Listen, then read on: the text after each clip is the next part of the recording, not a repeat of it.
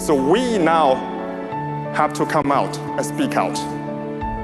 As our revelations continue to be verified, we now hope American people can join us in eliminating the Chinese Communist Party.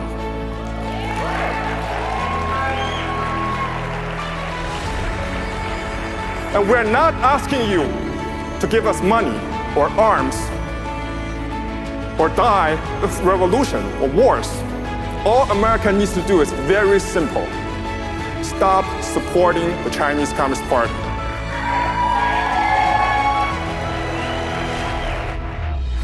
And decouple from the Chinese Communist Party technologically and financially. And leave the rest to the new Federal State of China. And we ensure you the elimination of the Chinese Communist Party in China.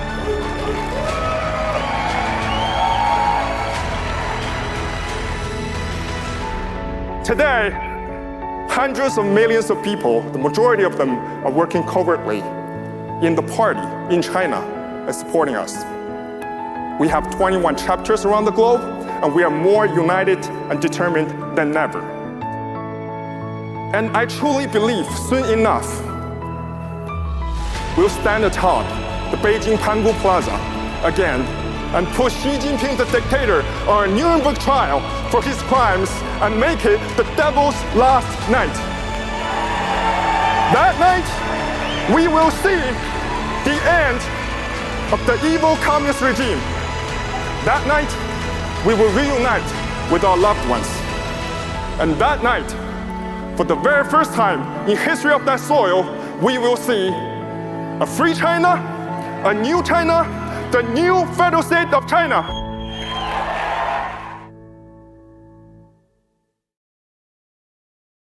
Hello, everyone, and welcome once again to our news and information program, where we talk about just how evil the Chinese Communist Party actually is and how they have over the years infiltrated deep into the Western world. Once again, I'm here with Mr. Cao, who is from the UK, and my name is Sima, and I'm from the US. Hello, Mr. Cao, over to you. Hey, Sima, how are you doing? Hello, everyone. I hope everybody's okay. Now, let's get started with our very first story.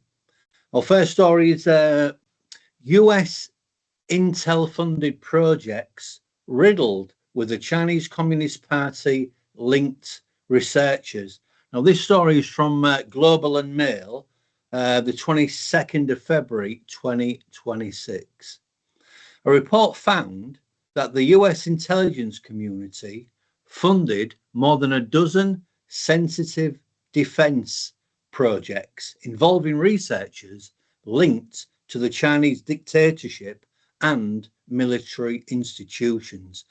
Now, since 2017, at least 14 intelligence advanced research projects activity, which is the IARPA programs, included investigators with direct ties to Chinese national laboratories, surveillance entities, military units, and nuclear weapons bodies.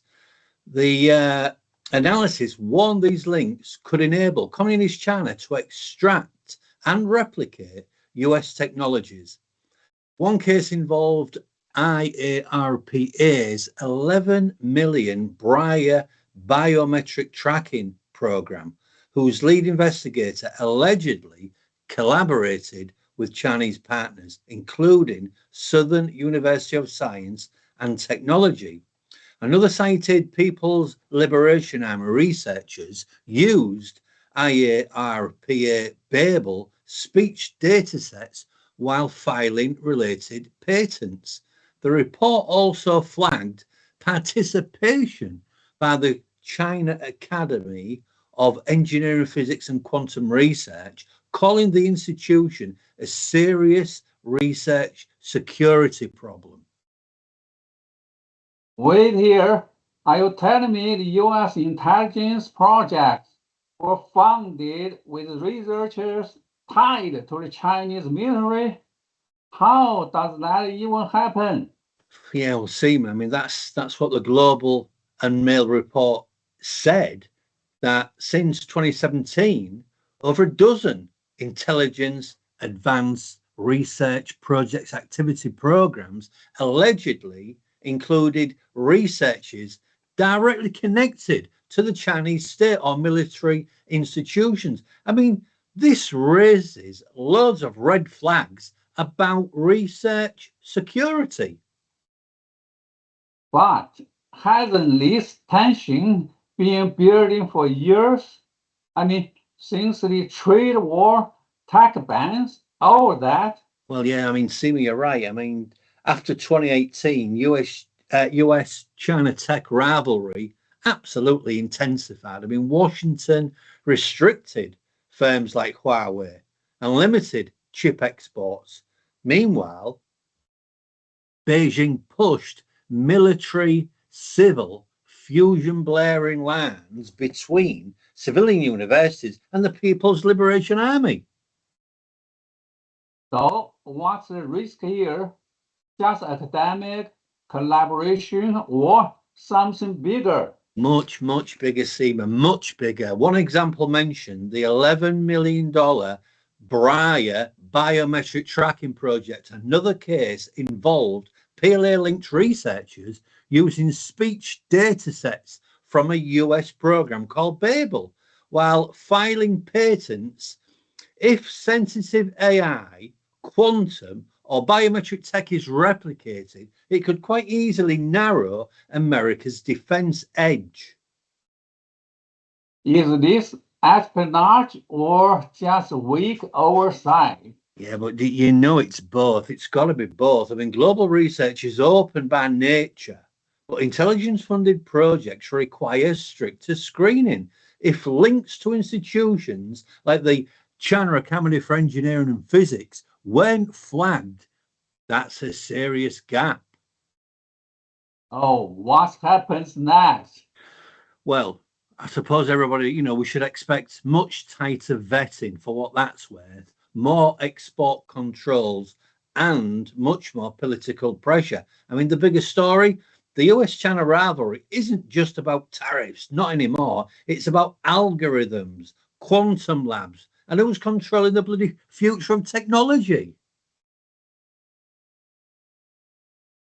Right, next, let's watch a video clip of Eileen Gu. Now, this is dated all the way back 9th of December, 2018. When everyone is familiar with the 1,000 Talents Plan, who hears about China's 100 Talents Plan? When did the 100 Talents Plan begin? The 100 Talents Plan started in 1995.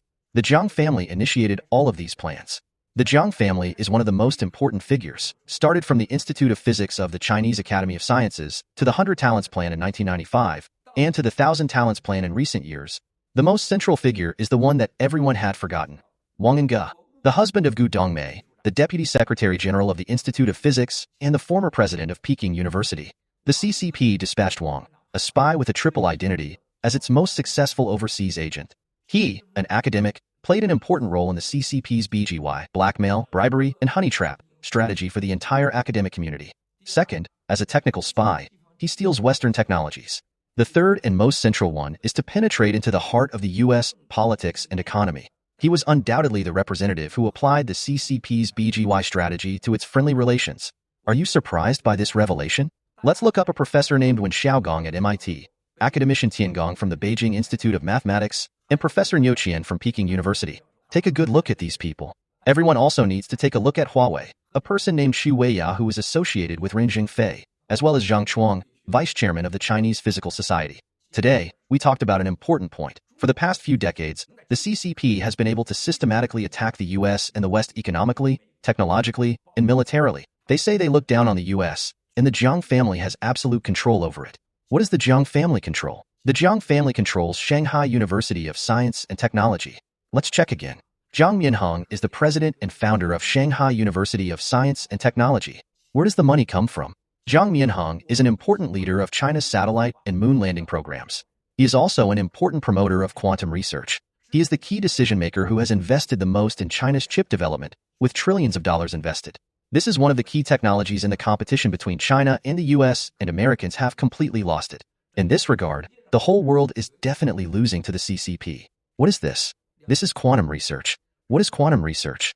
Today, all our data is our SA encrypted, using the linking method, encryption, and AES.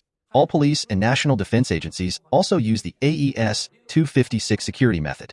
This is how the data is encrypted today. We call it 4G. What is the idea behind 5G development? If 4G is 1,000, 5G is probably 1,000 or even 100 million times that. That is, when you're in front of 5G or quantum computers, you have no secrets at all. There are no secrets. The United States is behind in this regard. The United States is fundamentally lagging behind. Among the MIT, Stanford University Institute of Physics, and the Institute of Physics, including the best physics institute in the UK, there is a character who has been following these for decades. Who is this? Eileen Gu. Until today, Mr. Eileen Gu has been the director of the Institute of Physics and the Institute of Physics of the Chinese Academy of Sciences in China for the past few decades. His wife, Ms. Gu Dongmei, has now joined this institute as well. Eileen Gu is also a director of the American Physical Research Association and a director and member of the board of directors of the British Physical Research Association. From the Chinese Academy of Sciences and the Institute of Physics of Peking University, he is the main person in charge of the two physics institutes. Eileen Gu was one of the world's top 5 physics research masters, and his wife was among the top 10. Who are his students, and who are his supporters? One of them is Zhang Shouqing, who has just been committed suicide. Okay, now let's talk another story here. A Chinese or American. The cases of Eileen Gu and Alysa Liu in Olympic Games require deep analysis in American education and immigration systems. Quantum News, February 22nd, 2026. Eileen Gu's decision to compete for China and Alysa Liu's rise as a U.S. Olympic champion reflect two very different paths within the broader immigrant experiences. Gu, born in San Francisco to her immigrant mother, Yan Gu, and raised in significant Bay Area privilege, announced in 2019 that she would present China at the 22nd Olympics. Since then, she has reportedly earned substantial support and publicity from the Chinese government, becoming a prominent figure in its national image. In contrast, Olympic gold medalist Alysa Liu and her father, Arthur, who survived the Tiananmen Square crackdown, were targeted in a CCP-directed operation aimed at surveilling and intimidating critics of the Chinese government. Both athletes grew up in the United States, yet their experiences diverged sharply. Rather than attributing these differences to immigration policy, the U.S. should focus on examining the underlying issues that shape these outcomes.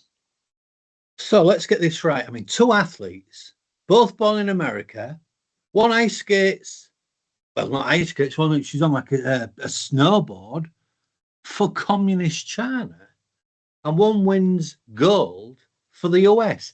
How did their paths become so different, Seema? It's complicated. Eileen Gu chose to represent China in 2022. She grew up in San Francisco, but in 2019, she announced she would compete for Beijing. Since then, she's become a major celebrity in China. endorsed, promoted, and closely tied to national branding. And the other case? Another case is Alysa Liu stayed with Team USA and become an Olympic champion. But her family's story is very different. Her father survived the 1989 crackdown in Tiananmen Square and later came to America. Reports said he was targeted in overseas pressure operations linked to the Chinese Communist Party. So is this all about loyalty or identity or immigration policy? Not so simple. America has always allowed dual identity, but today, geopolitics shapes personal choices. China actively recruits global talent and promotes symbolic figures. At the same time, dissidents aboard face intimidation. Yeah, but Seema, it's like we're going back in time. I mean, do you think we're actually seeing sports become incredibly political again? You know, like back in the Cold War days? Yeah, in many ways, yes. The Olympics were once a U.S. Soviet state. Now it's soft power between Washington and Beijing. Yeah, but Seema, what should the American team learn? Instead of blaming immigration, the deeper question is this: how does the U.S. protect freedom, encourage belonging, and guard against foreign pressure, all at the same time? That is the real challenge ahead. Oh, I mean, wow. Okay, next story. The US to unveil platform aiming to bypass internet censorship in communist China, Iran, and beyond. This is the story from Fox News, 17th February 2026. The US State Department is launching Freedom.gov, a privacy preserving application designed to bypass global internet censorship, debuting in the coming weeks. The open source platform provides desktop and mobile users with built-in anonymity by refusing to log IP addresses or browsing activity. This initiative directly counters sophisticated digital repression, most notably China's Great Firewall, which blocks everything really, foreign news, and maintains a state-controlled ecosystem.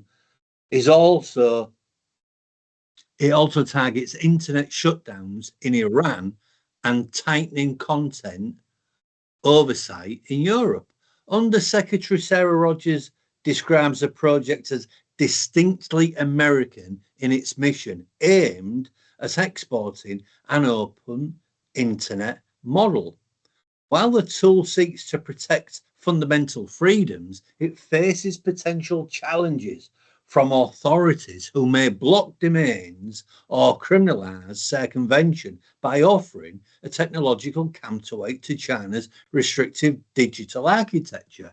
Freedom.gov attempts to maintain global communication lifelines in heavily monitored environments. So the US is launching a tool to break internet censorship. That sounds huge. Is this like a digital Cold War move? Well, I mean, it does feel that way, Seema. I mean, the State Department is rolling out this Freedom.gov as an open source app meant to bypass censorship systems like China's Great Firewall. It promises anonymity, no IP logs, and no tracking. But hasn't China spent decades building its own controlled system? Well, yeah, but since the early 2000s, Beijing built a massive filtering system blocking foreign platforms like Google and Facebook. The idea was digital sovereignty, control the narrative, control stability. And now Washington wants to push to punch holes in that wall. I mean, that's the intention. Officials say Freedom.gov supports open access in places like Communist China and Iran. It reflects America's long-standing belief in a free and global internet. But won't the government just block it or punish users? Well, yeah, I mean, Seema, you're right, but that's the risk. Authorities could easily block domains or criminalize circumvention tools. It becomes a cat and mouse game, technology versus state control. So what's really at stake here? Well, what's at stake is more than just websites. It's about information and power. In the 20th century, the Cold War was fought with radio waves. In the 21st century, it's algorithms and firewalls. Freedom.gov isn't just software, it's a statement. A statement about what? Seema, about whether the future internet will be open and global or fragmented into digital spheres of influence. And that battle is just beginning. Okay, we start next news here. Satellite images reveal secret nuclear tests at China's Area 51. The Telegraph, February 20, 2026. Unusual seismic tremors detected in Kazakhstan have fueled U.S. accusations that Beijing conducted covert nuclear explosive tests at a remote Lab site in northwest China. U.S. officials believe a test occurred on June 22nd, 2020, and warned Beijing may be preparing future underground blasts while expanding its arsenal from 600 to 1,500 warheads by 2035. Satellite analysis shows significant construction, including drill rigs, underground facilities, and tunnel entrance, though some imagery remains inconclusive. Experts say China could be using decoupling technology to mask explosions. Washington argues such activity might violate the Comprehensive Test Ban Treaty, which China signed but never ratified. Beijing denies the accusation and insists its nuclear posture is defensive, though officials acknowledged the arsenal is expanding in response to perceived U.S. threats. Wow, Seema, secret nuclear tests at China's so-called Area 51. That sounds really explosive, literally. Seema, what's going on?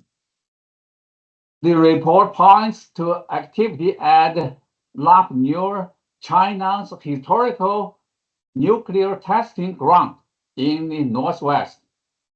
Satellite images show new tunnels, drilling rigs, and underground construction.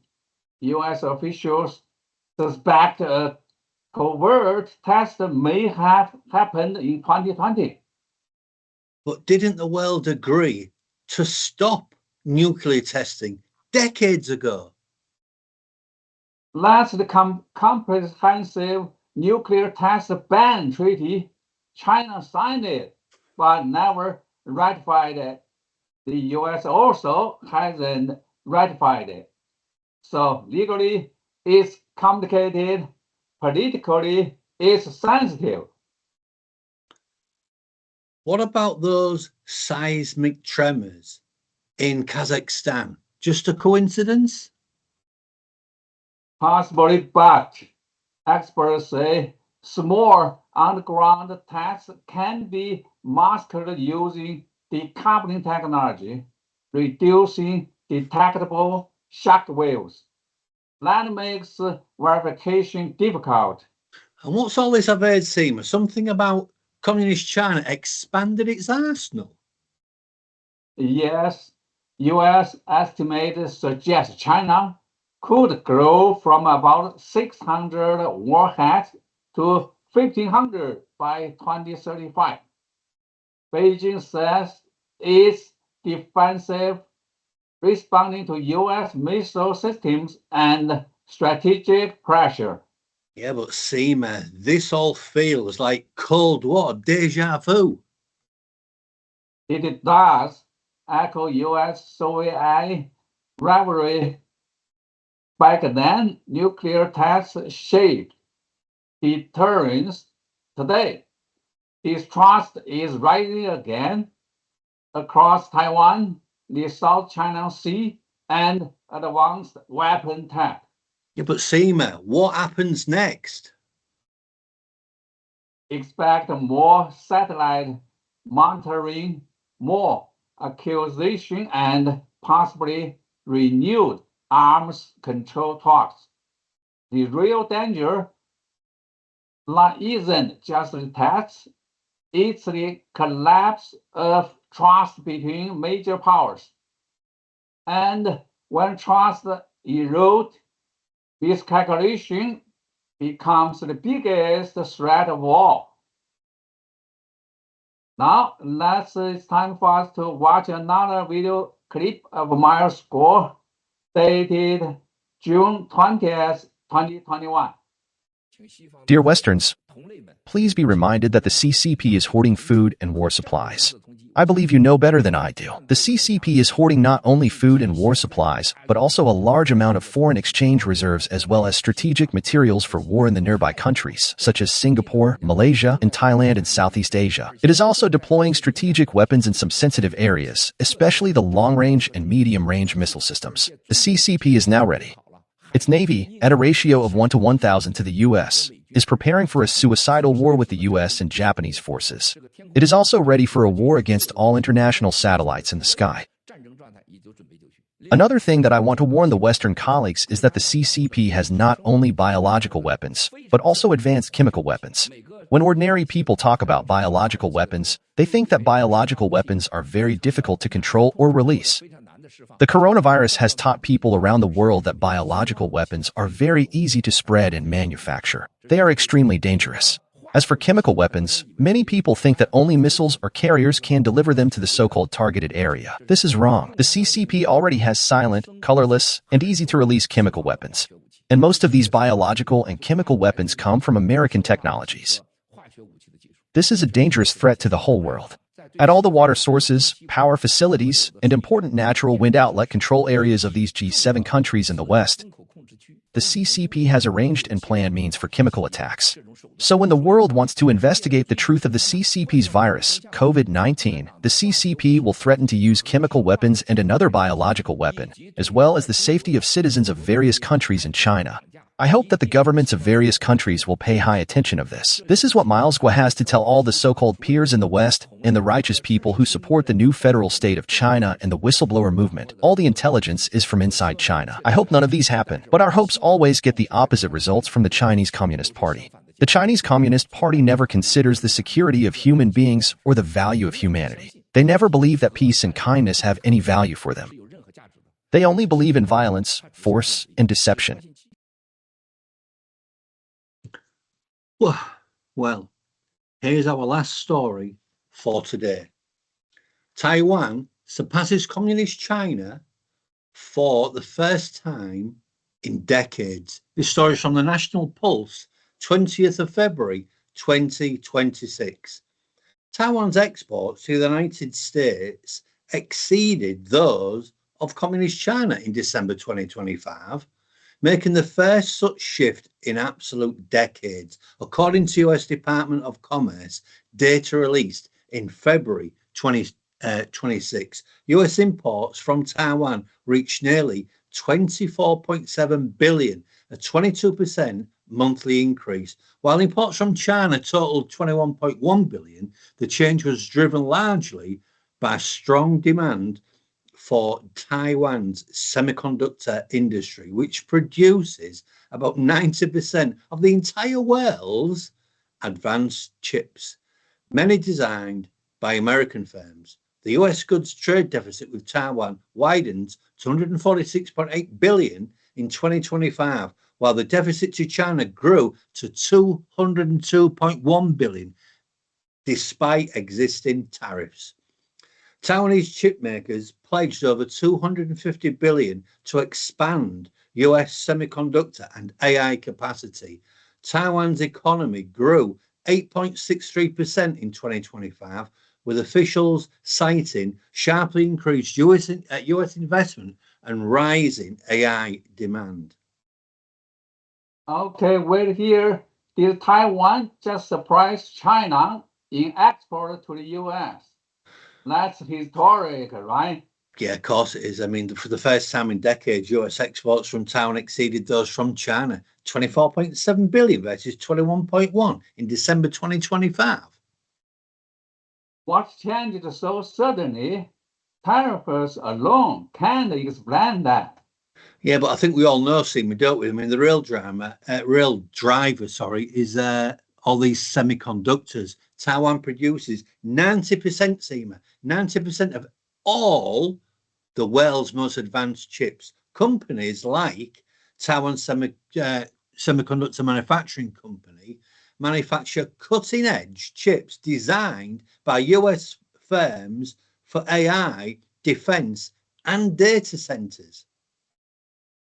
So this is about AI, not just a trade, right? Well, yeah, you're right. I mean, exactly. I mean, everything's about AI at the minute. I mean, AI demand exploded in 2025. American tech giants, they need all these advanced chips, and Taiwan dominates that space. Meanwhile, US-China tensions and export controls have reduced reliance on mainland supply chains. But does that make Taiwan even more strategically sensitive? Well, yeah, very much so. I mean, the island is already at the centre of geopolitical tensions. Now it's also the heart of the AI economy. That raises both its economic value and its security risks. And Taiwan's economy grow over 8%? Yeah, it's almost 9%. It was 8.63 in 2025. US investment and over $250 billion pledged to expand chip capacity show a very, very long-term shift. So is this the end of China as the world factory? Well, yeah, let's bloody hope so. Maybe not the end, but definitely a transformation, Seema. Global supply chains are being redesigned. The big story isn't just trade numbers, it's that the future economy runs on silicon. And right now, Taiwan holds the key. Okay, before the ending, let me ask you of course, the most important news over the weekend, of course, is the American army is destroying the Iran's military, is liberating the Iran regime. So could you give your opinion, your feelings here? Well, I mean, I suppose the Iran war is definitely the elephant in the room. We've not talked about it because it's happening all around us. It's been going on for a couple of days now. But even though Trump and Exxon have been talking about it for weeks, probably months, I think it's a really, really good thing. I mean, what about Clinton? What about Obama? What about Sleepy Joe Biden? They did absolutely nothing, Seema. This evil, evil dictator in Iran is dead. I'm glad he's dead because he was such an evil man. Now, Xi Jinping, very, very close ties with Khamenei, very, very close ties. But nobody's talking about, our program is, it's mainly about taking on the CCP, how evil the CCP is. People don't realize just how bad the CCP actually is. And no one's talking about the CCP because everybody's talking about Iran. But what about Iran's direct business with Xi Jinping and the CCP? They work very closely together. Well, they don't now because he's dead. But Iran and China work very, very closely together. And I think it's absolutely disgraceful that nobody's talking about that. I'm very glad that there's going to be a takeover. But what's here in the UK, I'm embarrassed by Keir Starmer. Is an absolute, is a very, very weak, pathetic man. He's a lawyer. He's not a leader. And at the minute, we need a leader. So we will talking about this. Our next show, we will be talking about Iran quite a bit. And we'll be talking about the direct meeting that they have all the time, the direct trade deals, under the counter business that communist China and Iran do. Where do you think China gets all its oil from, Sina? We know that it comes from Iran. Well, that will still happen. China needs oil. Russia will supply that. Iran will supply that. So, the elephant in the room is the CCP's direct links to Iran.